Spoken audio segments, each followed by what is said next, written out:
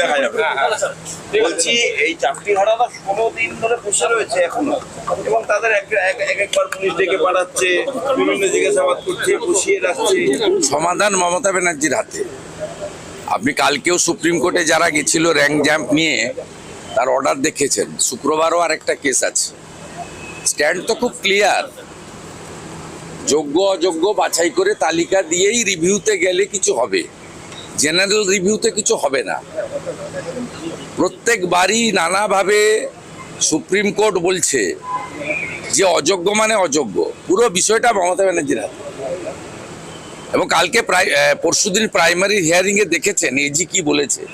বলেছে বেনিয়ম মানে দুর্নীতি নয়। বেনিয়ম আর দুর্নীতি এটা তো সমার্থক, সবাই জানে।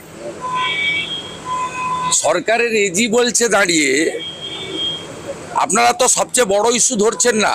7ই মে উচ্চ মাধ্যমিকের রেজাল্ট বেরিয়েছে, ভর্তি প্রক্রিয়া বন্ধ হয়ে আছে ওবিসির জন্য।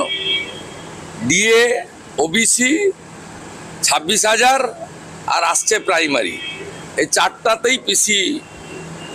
জাফরাবাদে যে বাবা ছেলেকে খুন করা হলো, কোর্ট নিযুক্ত যে কমিটি এনআইএ বলছে আমি অ্যাপ্লিকেন্ট তো, আমি তো আবেদনকারী। শনিবার কোর্ট খুলে মহামান্য কোর্ট যে আবেদন গ্রহণ করে ফ্যাক্ট ফাইন্ডিং কমিটি করেছে, তার 1 নম্বর অ্যাপ্লিকেন্ট আমি।